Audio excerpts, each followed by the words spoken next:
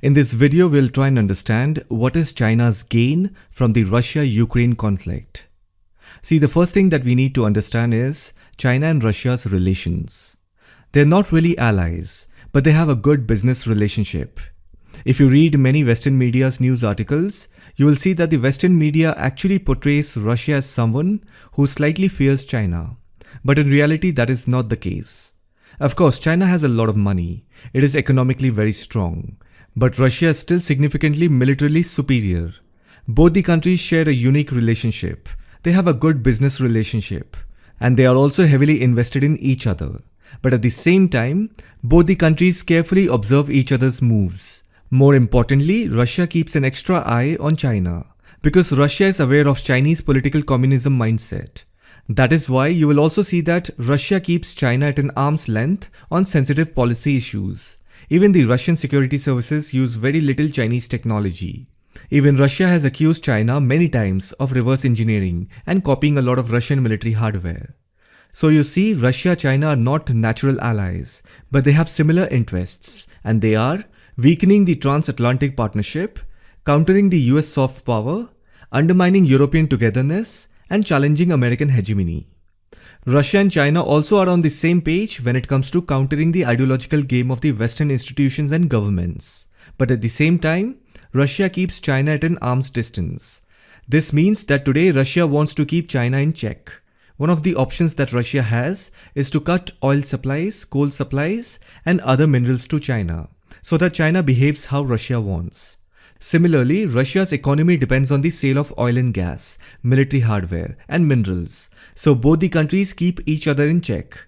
After all, these two countries are powerhouses. So when two powerhouses collide, their game is at different level, because they have to maintain their edge. Anyhow, I hope you get a picture of how tricky is Russia-China's relationship. They can come to an agreement on many things. They also economically benefit from each other, but they are not allies. You can say they have a good business relationship. Now the next thing that we need to understand is that the whole Russia-Ukraine conflict is actually not between Russia and Ukraine. It is actually between the United States, European Union versus Russia. And Ukraine is the battleground that has been chosen. I've already made a video on the Russia-Ukraine conflict. I'll put the link to that video in the top right corner. Watch that and you will understand everything. So now the question is, what does China benefits from this whole conflict? Let's start with the easiest one. Which is the country that is right now countering the Chinese narrative, both politically as well as militarily, apart from Taiwan? It is India. So China knows that India has deep, favorable and strategic relations with both the United States and Russia. And China also knows that it is going to be difficult for India, or it can also be nearly impossible for India to maintain strategic autonomy. And as you may know, India did not participate in the UNSC voting. India chose the middle way, because if India votes in favor of Russia, then the United States will get upset. And if India favors the United States, then Russia will be upset.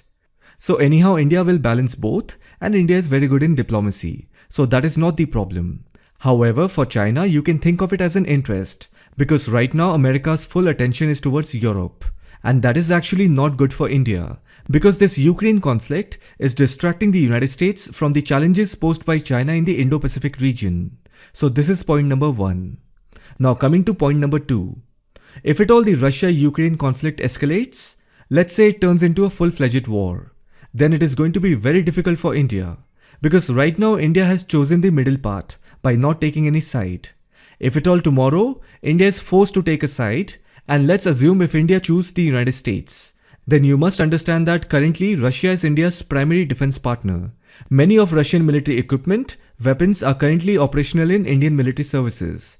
Because of this dependency, in the future, Russia can delay the replacement and servicing of equipment and weapons, which of course won't be in India's interest. And anything which is not in India's interest will automatically be China's interest. So this is point number 2. Now coming to point number 3. If you pay attention, both Ukraine and Taiwan are small powers trying to escape from the influence of greater powers like Russia and China. If you look at this scenario from both Russia's and China's perspectives, Russia and China both believe that Ukraine and Taiwan are integral parts of their territory. And what is more interesting is, the United States is a part of both conflicts. Although America has not extended the same security guarantees to Taiwan that it has given to Ukraine, But nevertheless, the United States is at the heart of both these conflicts. Both Ukraine and Taiwan have bad relationships with their dominators, and both of them have strategically oriented themselves towards the West to irritate their parents. So China has all the more reason to support Russia and depict the United States and other Western liberal democratic societies as chaotic and reckless. Suppose if United States fails in Ukraine, it will be considered a loss for the West. For example, look at Afghanistan. What did the American or NATO countries achieve? Nothing. Afghanistan has gone back to what it was. The United States were defeated by Taliban. These kind of narratives gained prominence. Similarly, if the United States or NATO forces fail in Ukraine, then it will give more power to the Chinese and Russian narrative, which is to undermine United States' credibility as a protector of the world and its allies. See, it is very simple and straightforward. If you look at both Russia and China, in today's time these both countries are actually capitalist countries. However, it is also a complex question whether Russia and China are truly capitalist countries. So, Russia and China are capitalist economies, but if you look at the Russian and Chinese political models, they are not an example of democratic governance. I don't have the right word because words like autocracy, dictatorship are not right. If you look at the leadership of Russia and China, they are not a product of nepotism. They have proven themselves and have been placed wherever they are based on their performance. Although if you look at it from the outside, China's one-party system or Russia's political party, United Russia, looks authoritative. But inside these political parties, people have to prove themselves, right? Only then they will be promoted. In other words, meritocracy is there. But it is not like the Western democracy. So if you see, there is actually an invisible fight, or you can say the war of narrative, as to whose governing style is the best. Western American style democracy versus Russia and China's own model of governance. Now let's not take any side and be absolutely honest to ourselves. Forget about Russia and China's model of governance. If you see the Western American style democracy, it has dominated for a long time. And frankly, today in the 21st century, it is also causing massive chaos and dysfunction. Too much democracy is actually destroying the foundation of almost everything in our society. You cannot make policies on important issues if you have too much democracy. Because today no one can convince anyone even if you have facts. Everyone has become an activist. If you see, many of the problems that we see in our societies these days have been created by people who care more. You will hear people saying, I'm more aware of the science, I have read the research, I care about the environment, I care about poor people more than you, etc. etc. Too much democracy has actually led to the decline of common identity. That's what leads to an identity crisis. Europe is facing it, America, Canada is facing it. If we don't have a common identity, then we will be picked apart one by one. And that is how civilization is destroyed. And if you see, that is what the big technology companies are doing with artificial intelligence. Targeting individual audiences, manufacturing perception for them. I'm not saying democracy is bad, but too much is not good. Too much of anything is not good. So anyhow, this Russia-Ukraine conflict can actually turn out to be a turning point in building a new world order. And China's interest is to succeed at weakening the global appeal of democratic states, institutions and norms, so that it can create a space for flaunting the strengths of its own governance model as an alternative.